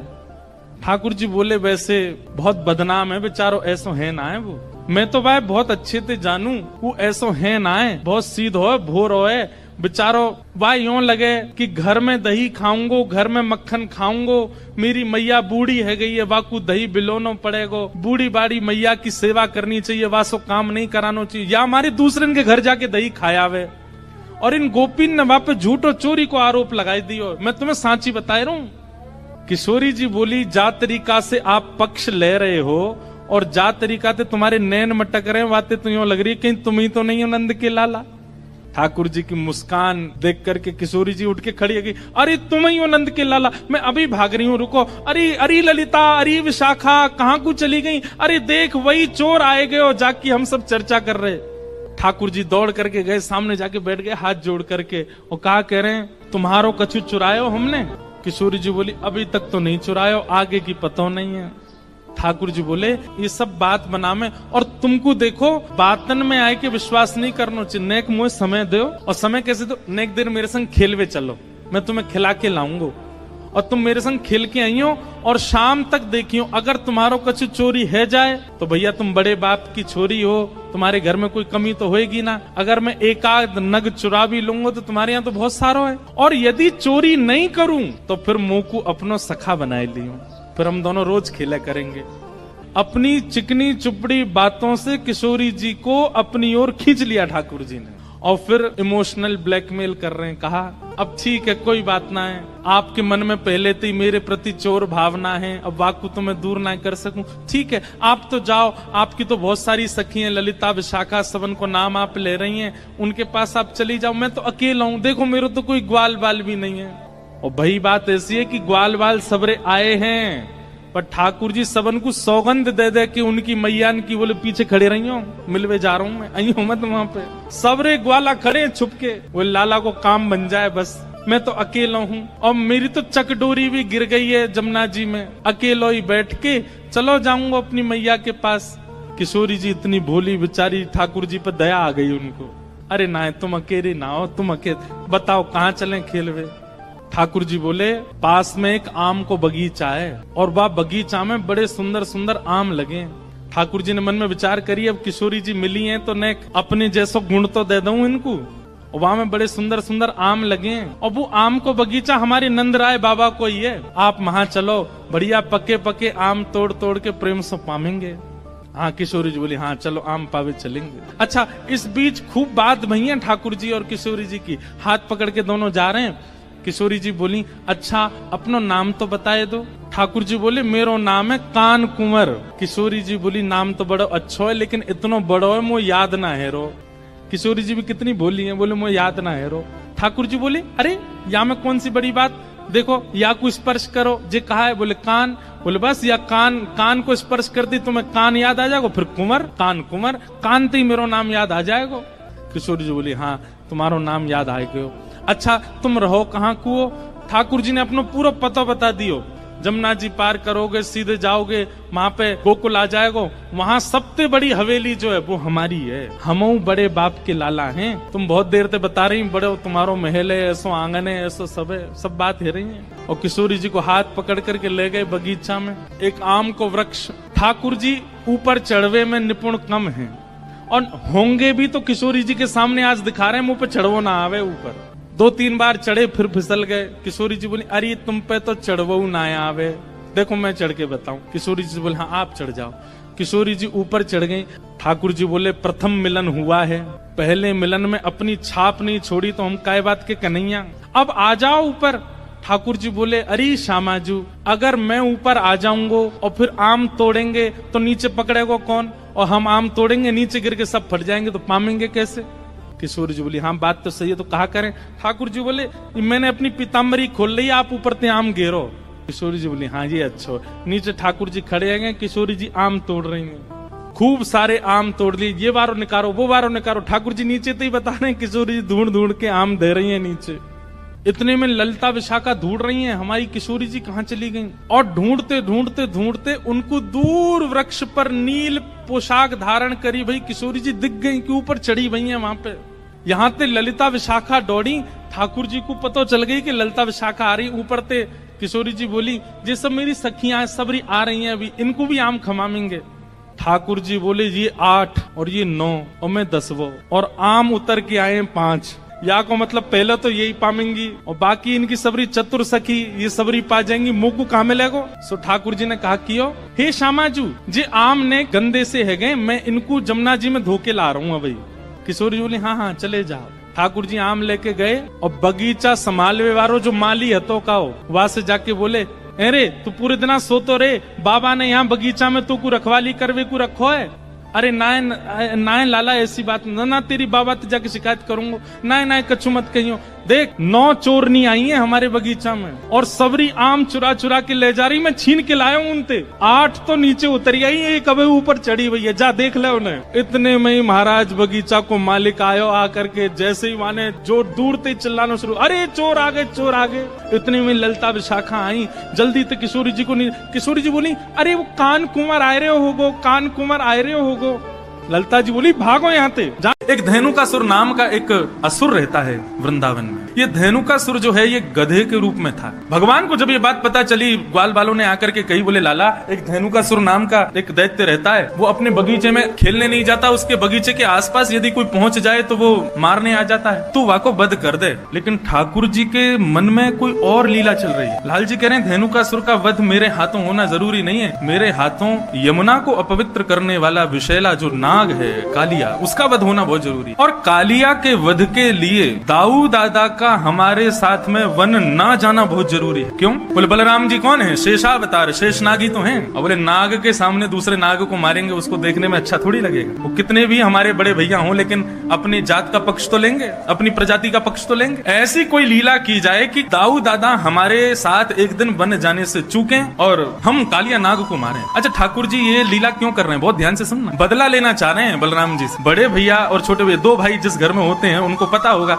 बड़ा भैया हमेशा कहा करे छोटे भैया को चिढ़ाते ही रहे। और ठाकुर जी को बहुत चिढ़ाते हैं दाऊ दादा, इतना चिढ़ाते हैं, इतना चिढ़ाते हैं। सूरदास जी ने तो एक पद लिख दिया। ठाकुर जी ने समस्त बाल बालों से कहा भैया देखो धेनुकासुर का वध हम नहीं करेंगे, यदि धेनुकासुर को मरवानो है तो दाऊ दादा ते कहो, हम अकेले थोड़े ही हैं बलवान, दाऊ दादा भी तो बलवान है। सब ग्वाल बाल दौड़े दौड़े दाऊ दादा के पास गए, बोले दाऊ दादा आपके बल की तो कहा कही जाए, आप तो इतने बलवान हो, ऐसे हो वैसे हो, खूब प्रशंसा की। हर बार असुरन को कन्हैया मारे, आप कब मारोगे? दाऊ दादा बोले हम तो कोई कहवे ही ना है, हमें कोई बतावे ही ना है, कोई असुर को मारनो, हमें बताओ तो हम मारे। तब सबने बताई, बोले धेनुकासुर नाम का एक दैत्य आया है वृंदावन में, आप उसको मार दो। दाऊ दादा ने तो महाराज कसली अपनी कमर, बोले अभी बता मैं कहाँ है धेनुकासुर, अकेलो कन्हैया बलवान थोड़ी है, हम भी कम थोड़ी है कन्हैया थे। अब यहाँ दाऊ दादा सब ग्वाल बालों के संग जा रहे थे। ठाकुर जी ने मधुमंगल को बुलाया, बोले सुन यहाँ पे। दाऊ दादा जैसे ही धेनुकासुर को वध करे ना, पूरे वृंदावन में हल्ला मचा दियो, बोले दाऊ दादा ने गधा मारो, यूं मत कहियो असुर मारो। पूरे वृंदावन में हल्ला मचवा दियो और सबंत कह दियो दाऊ दादा ते छुए नहीं, गधा को मार के आए। मधुमंगल बोलो मुंह को कहाँ मिलेगो?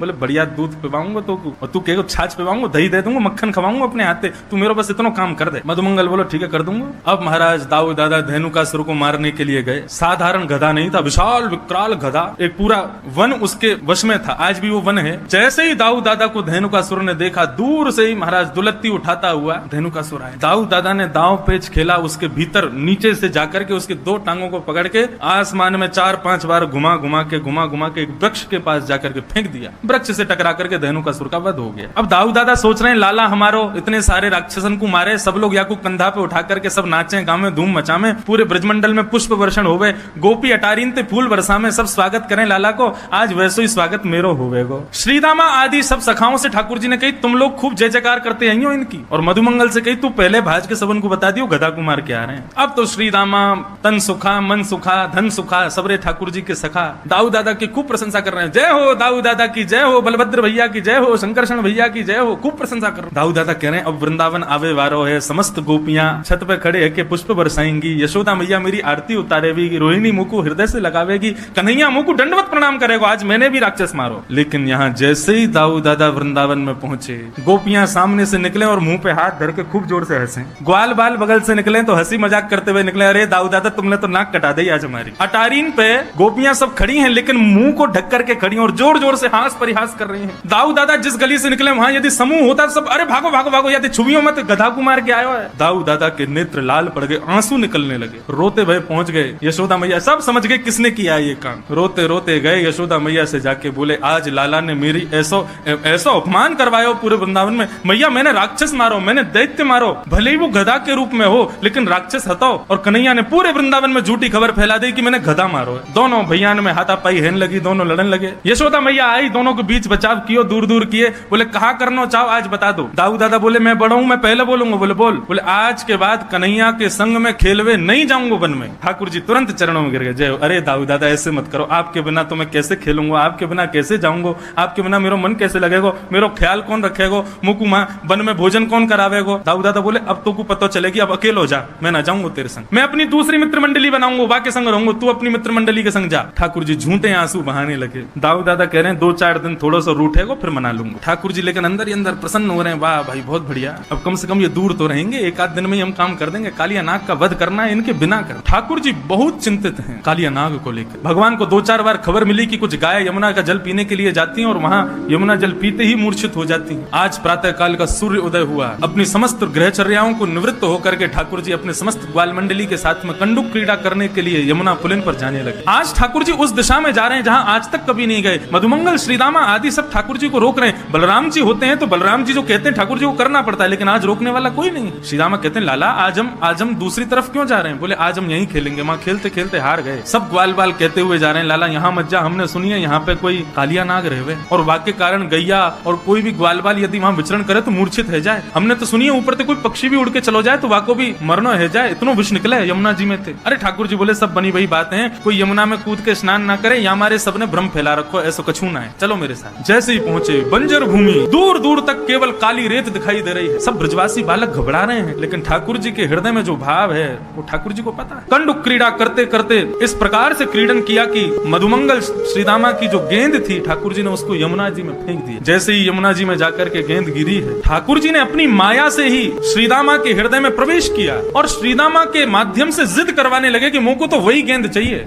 नहीं तो क्रीड़ा करते करते कितनी गेंद खोती हैं, कभी श्रीदामा मधुमंगल क्रोधित नहीं होते, कुंपित नहीं होते, लेकिन आज श्रीदामा जिद कर रहा है मुझको वही गेंद चाहिए। बाकी के सब सखा मंडली के सब श्रीदामा से कह रहे हैं अरे ठीक है लाला दूसरी गेंद आ जाएगी, ऐसे तो जाती रहे, तू आज इतना गुस्सा क्यों है रो है। श्रीदामा बोला सब शांत है, जाओ कन्हैया मुझको वही गेंद चाहिए लेके आ। ठाकुर जी बोले यहाँ में कालिया नाग रहे, श्रीदामा देख ले कूद जाऊंगा मैं। बोले मुझको कछु ना पता कैसे भी करके लेके आ। ठाकुर जी बोले मुझको चुनौती मत दे, मैं कूद जाऊंगा। सब ग्वाल बाल वहां श्रीदामा और ठाकुर जी के बीच के जो वाद संवाद है, युद्ध है, उसको शांत करने की कोशिश कर रहे हैं, लेकिन इतने में ही ठाकुर जी ने अपनी काली कमली को कसा और एक मल्ल की तरह, एक पहलवान की तरह ठाकुर जी कहते हैं आज या कालिया नाग को ही देखूंगा। कदम पर जैसे ही चढ़े श्रीदामा को स्मृति आई कि ये क्या हो रहा है, लाला तू कदम पे काई को चढ़ो। बोले तेने कही ना तुमको गेंद चाहिए, मैं गेंद लेके आऊंगा। अब तो श्रीदामा कहने लगा, बोले नहीं नहीं लाला यहाँ मत कूदियो, तू वापस आ जा। इतना कहना ही हुआ कि ठाकुर जी ने कदम के डाल से एक छलांग मारी और सीधे काली देह में प्रवेश कर गए। काली देह में भीतर प्रविष्ट हो गए ठाकुर जी। सब ग्वाल बाल त्राहिमाम चिल्लाते हुए दौड़े वहां से बन की वृंदावन की ओर। सब ब्रजवनिताओं को बुलाने के लिए, ब्रजवासियों को बुलाने के लिए सब दौड़े।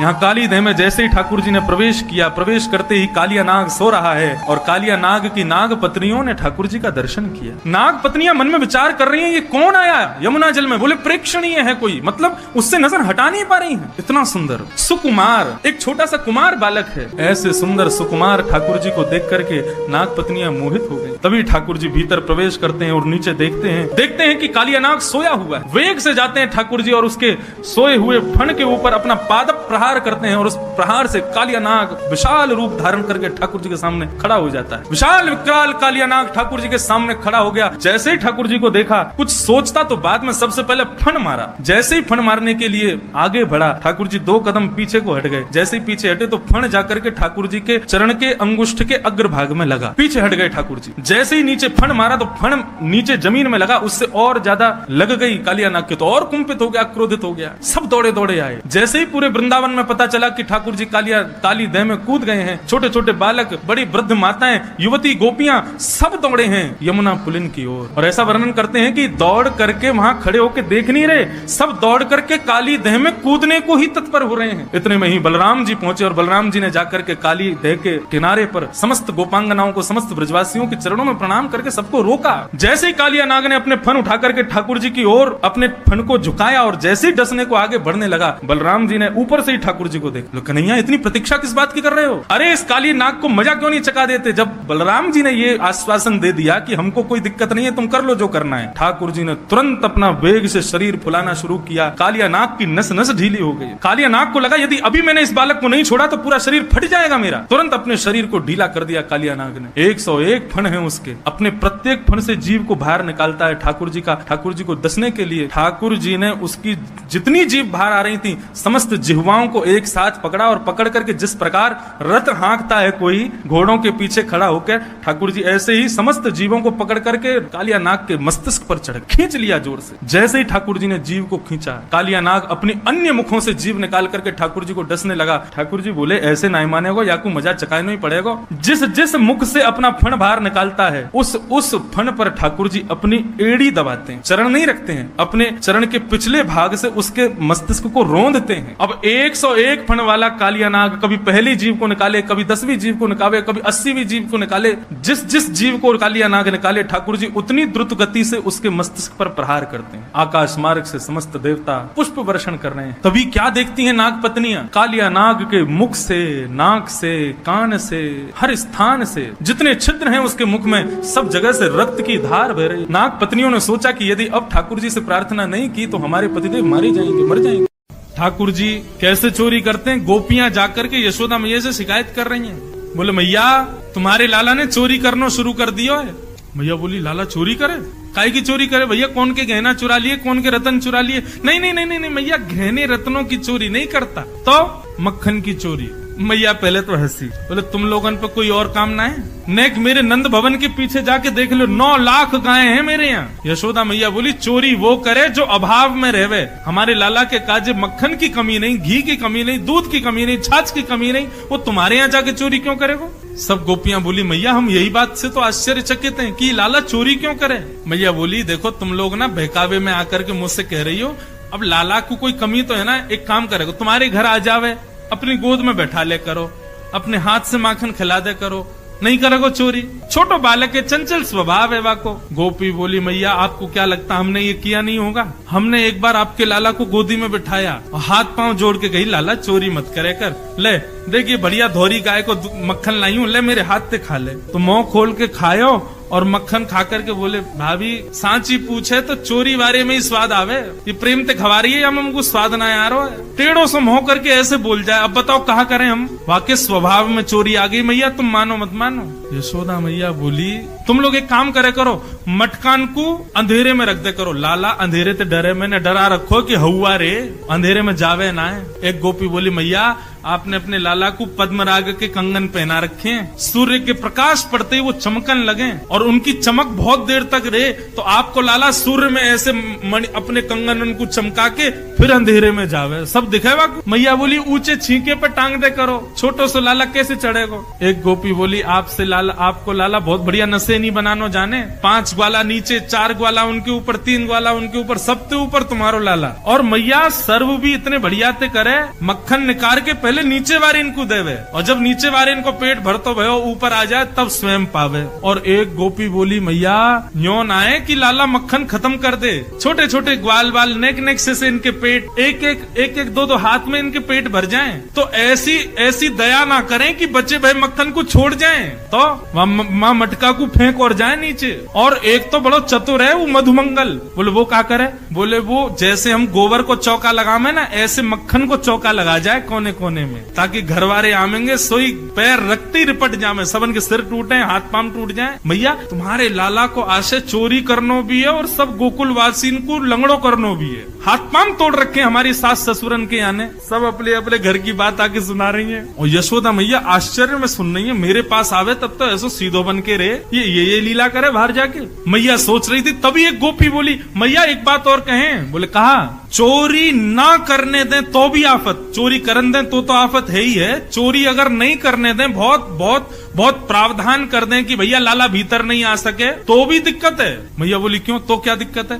बोले यदि कोई गोपी ने ऐसो कछु व्यवस्था कर दी कि लाला चोरी नहीं कर पायो तो वह घर में फिर कोई चैनते रह ना सके। बोले क्यों? बोले आपको लाला हृदय पे ले जाए बात है, और सब सखंत के आज या घर में चोरी नहीं कर पाए, हम कितने भी प्रयास कर लिए लेकिन सब में विफल है गए। ये घर के लोगन ने हमारो आज को भोजन मारो है, कल इनको भोजन हम मारेंगे, तो दूसरे दिन हम लोगन के उठवे तो पहले ही आ जाए घर में। और का करके जामे? बोले छोटे छोटे बालकन को नोच के भाग जाएं, हमारी बछड़ान ने खोल के भाग जाएं, गैयान ने यमुना जी के किनारे छोड़िया में। एक गोपी बोली मैंने ऐसा प्रावधान किया कि लाला चोरी नहीं कर पायो। तो जरूरी नहीं है क्रोध में ही सबकी यहाँ ऐसी व्यवस्था, किसी किसी के हंसते भय जामे। दूसरे दिन मेरे यहाँ आए, मैंने कह दी लाला कल चोरी नहीं कर पायो, चाहे कितनों चतुर हो मेरे यहाँ तो एक मक्खन नहीं ले पायो तू। बोले भाभी जी कल वास्तव में हमारो मन ही ना हो चोरी करवे को, आप तो कहा आप तो कछु कर लो, हम तो फिर कर जाएंगे, आपके आंखन के नीचे से चोरी करके जाएंगे। मैंने की लाला चल अब बात मत बनावे, जल्दी नहा धो के आजा। तो मोते बोले काई को नहा धो के क्यों आऊं? बोले आज तेरे भैया को जन्मदिन है, सत्यनारायण भगवान की मैंने कथा रखी है, पंजीरी बूझ रही हूँ, कथा होएगी फिर पंजीरी बांटूंगी। तो मेरे सामने ऐसे खड़ो है क्यों? बोलो वैसे सही पूछे भाभी तो तू मेरी पूजा कर ले, साचो सत्यनारायण तो मैं ही हूँ, ये झूठे मूठे सत्यनारायण की पूजा काय को करे मेरी कर ले। सो मैंने मजाक में यूं धर दियो, मैंने कहा अरे चल बनो सत्यनारायण, नहावे है ना, मुंह धोवे है ना, 4-4 दिन तक नहावे ना, और हमारे का सत्यनारायण बने, चल नहा धो के आ।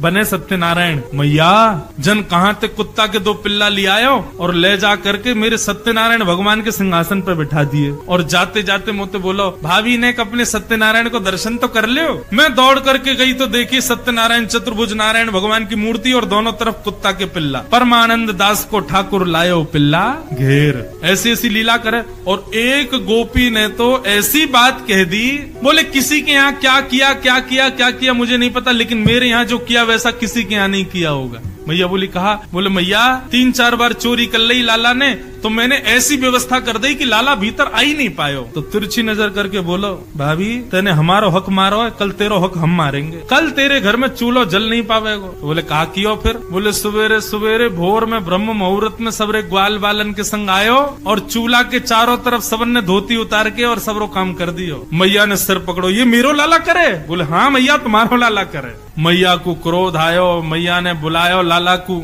लाला निकर करके आए, पलना में सो रहे ठाकुर जी। जैसे मैया की आवाज सुनी अपनी आंख मीड़ करके ठाकुर जी छम छम छम चलते भय आए। इतनी सारी गोपीन को देख के डर गए, मैया के पीछे छुप गए। मैया बोली अरे लाला ये सब गोपी तेरी ऐसी ऐसी शिकायत करनी, सब बताया मैया ने। ठाकुर जी के मुखमंडल पर रोने जैसी आकृति बन गई, आंखों से आंसू गिरने लगे। मैया से बोले मैया तेरी सौगंध खा के कह रहा हूँ, मुझको ये ना पता इन गोपीन के घर कौन सी गली में, सब झूठ बोल रही है, ये मुंह पे चोरी को इल्जाम लगा रही है, सबरी गोबर चोटती हैं, एक दूसरे के गोबरन को चुरा ले और मुंह पे इल्जाम लगा रही हैं। यशोदा मैया लाला को लेके भीतर आई और भीतर आकर के मैया ने लाला को हाथ अपने सिर पर रखो, बोले लाला सौगंध खा, तू आज के बाद चोरी नहीं करेगा। ठाकुर जी मुस्कुराने लगे, बदले में हमको क्या मिलेगा? बोले कहा चाहिए तो को? बोले ना मैया ऐसे तो नहीं, कछु तो देना पड़ेगा। मैया बोली पूल तो कहा चाहिए? मैया तू मेरो ब्याह करा दे, मैं चोरी नहीं करूंगा। गोरी सी दुल्हन लिया।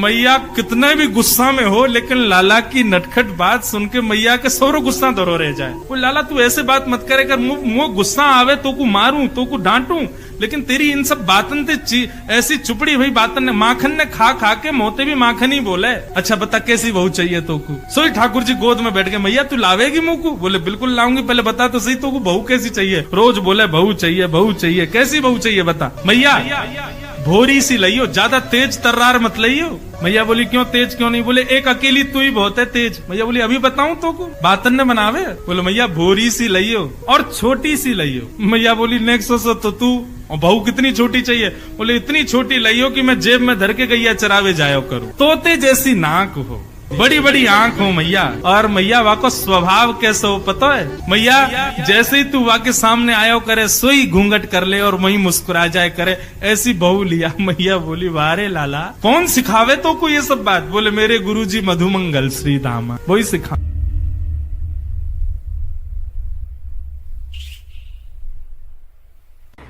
ऐसी ठाकुर जी की मधुर लीला। जैसे ही किशोरी जी ने अपना प्रतिबिंब देखो, अपना प्रतिबिंब देखते किशोरी जी वासी कहने लगे अरे ये तो बड़ी प्यारी है, अरे तू तो बड़ी भोरी सी लग रही है, अरे तेरे नयन कितने सुंदर, नासिका कितनी, कौन की छोरी है तू? किशोरी जी बात कर रही हैं और सब सुखी कह रही हैं, हम तो यहाँ खड़ी हैं, किशोरी जी कौन ते बतिया रही हैं। और जैसे ही सब गई, सबने जाकर के देखो, तुम शाखा जी सबको रोको, बोलो सुनो कोई आगे मत जाओ, लीला देखो क्या कर रही है? श्री जी अपने ही प्रतिबिंब से बात कर रही हैं, तो कह रही हैं तेरे नेत्र तो बड़े सुंदर हैं, अरे तू एक काम कर, तू हमारी मंडली में आ जा, हमारी सखीन में आ जा, तू इतनी सुंदर है, तो हम अपने पास रखेंगे, हम भी नवीन श्रृंगार करेंगे। अरे अपना नाम तो बता। अरे शर्मा काय को रही है, काय को ना बता रही अपना नाम? तभी किशोरी जी पीछे से बुला में ललता विशाखा आदि सबके नेत्रों में प्रेमाश्रु भरे हुए हैं। कितनी बोरी हमारी सब मैया व्यस्त, नंद बाबा व्यस्त, बलभद्र व्यस्त, सब अपने अपने कामन में व्यस्त हैं। अकेले बैठे हैं ठाकुर जी, और अकेले बैठे बैठे खुद ही गा रहे हैं और खुद को ही नचा रहे हैं। नेक्स्ट से गोपाल जी आंगन में घूम घूम करके नृत्य कर रहे हैं, और यशोदा मैया छिप छिप करके ठाकुर जी को देख रही है। दौड़ करके गई, नंद बाबा को बुला करके लाई है, बलराम जी को, और सुबंत करी चुप रहो, कोई हल्ला मत करियो। देख लाला अपने आप ही स्वर निकाल लें करे तो उल्टो सीधो कछु भी गा रहे हैं। मैं तो बड़ो मलूक हूं, यही पे ही नाच रहे हैं ठाकुर जी। नेक नेक से चरण है ठाकुर जी, और गा गा करके अपने आप ही नाच रहे हैं, और मनी मन रिझावत खुद। ठाकुर जी ऐसे टेढ़े मेढ़े होकर गिरते हैं, तो अब मक्खन कैसे खावे, पूरे शरीर पे तो रज लग गई है, मिट्टी लग गई है। सोई ठाकुर जी कहा करें, बोल मैया को खोजो, मैया कहाँ है, वो मुंह को साफ करेगी, साफ सुथरा है कि फिर मक्खन खाऊंगा। सोई ठाकुर जी जैसे तैसे 3 व्हीलर के रूप में गिरते पड़ते मैया के पास पहुंच जाएं। जैसे ही मैया के कक्ष में प्रवेश करें तो कहा देखें मैया अपनो श्रृंगार कर रही है। और कैसे श्रृंगार कर रही है, एक लाल बिंदी लगा रही है, ये इसको कहते हैं पत्रावली, जो ऐसे ऐसे करके श्रृंगार करते हैं, ठाकुर जी को बहुत प्रिय है। एक लाल बिंदी, एक सफेद बिंदी, एक लाल बिंदी, सफेद बिंदी, लाल बिंदी, सफेद बिंदी, ऐसे करके मैया अपनो श्रृंगार कर रही है, और हाथ में नवनीत लिए लाल जी उनको देख रहे हैं। मैया कितनी सुंदर लग रही है।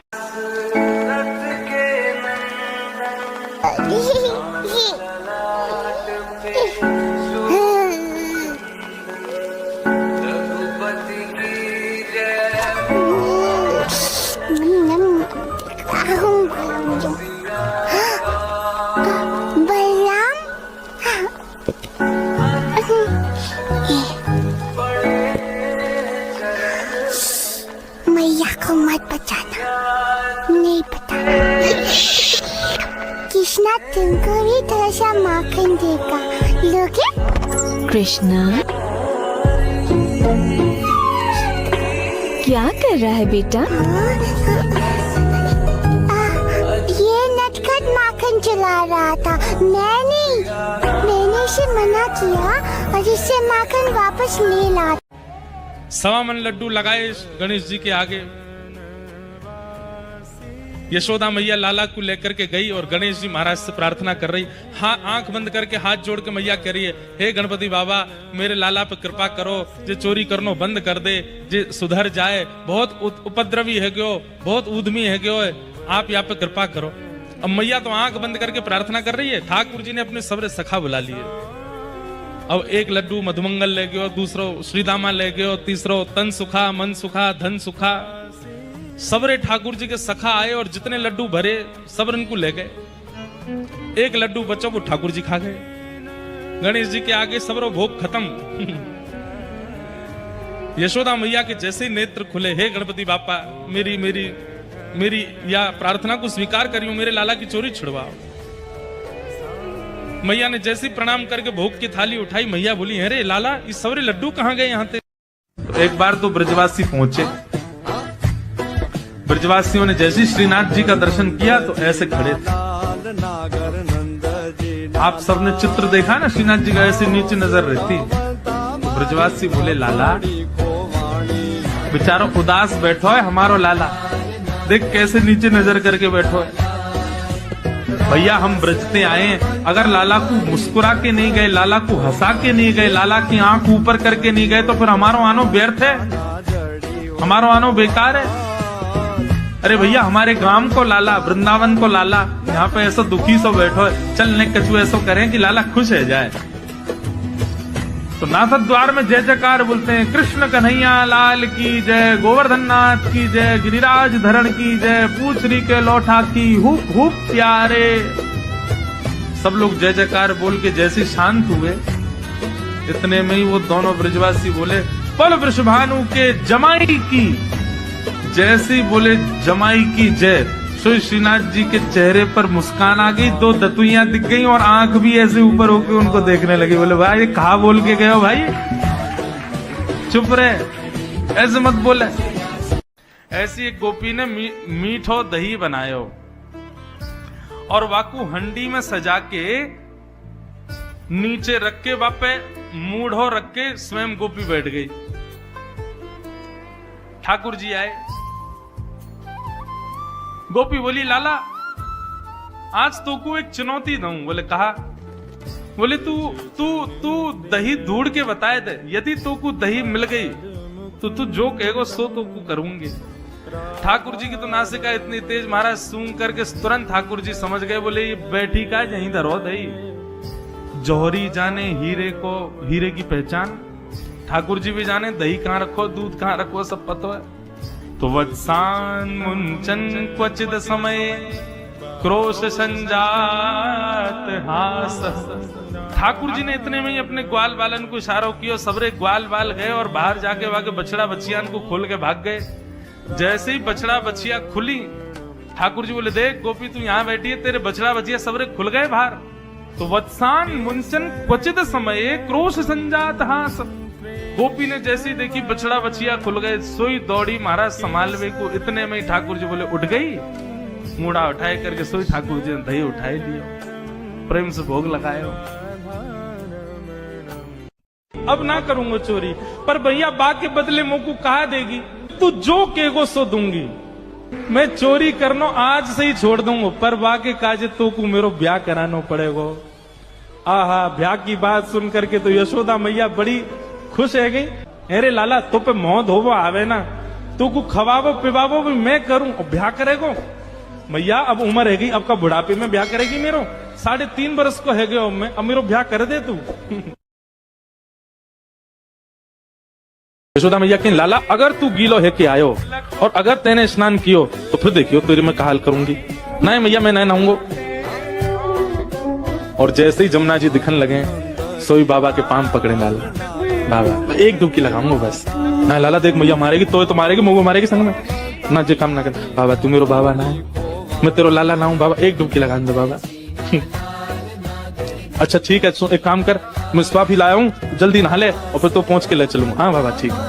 तुरंत जमुना जल में स्नान कर लेते हैं और खूब जोर जोर से नहामे और फिर मन में सोचे, बोले यशोदा मैया मैं जानू, मैं जैसे ही लौट के जाऊंगा मेरे एक एक बार छू के देखेगी और एक बार गिरो निकल आया हो तो मैं बहुत डांटेगी।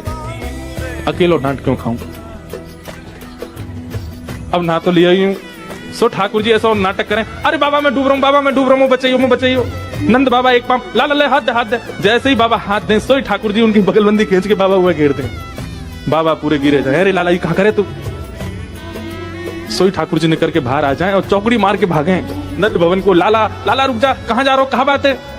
ठाकुर जी पहले ही पहुंच जाए और यशोदा मैया ते जाके कहें, मैया तेरी सौ खा के कहूं बाबा ने जबरदस्ती गिर दियो मैं जमुना जी में, देख खुद तो गिरो, मुंह में लेके गिर पड़ो। नंद बाबा आके के, यशोदा तेने का खायो जब जी गर्भ में हूं, जे इतनो झूठ बोले है, इतनो उद्यमी है छोरा, या कि मैं कहा बताऊं। कितनो सजाए लो, कितनो हे लाला तू वैसे ही कारो, ऊपर से मैं तो को बढ़िया सुंदर बना के रखूं, लेकिन तू घूम फिर गया गोबर में ही आके चौं खेले, मोकू तो लगे तू पूर्व जन्म को सूकर दीख है। ठाकुर जी मंद मंद मुस्कुरा रहे, हाँ भैया जे बड़ा भगवान को अवतार भयो ना, जाने पृथ्वी की रक्षा करी हिरण्याक्ष से। भैया बोली हाँ वो मैं ही तो हतो, मैं जय जय हूं मैया, वो बड़ा भगवान ही जय जय, वही जय जय तेरे यहाँ लाला बन के आयो है।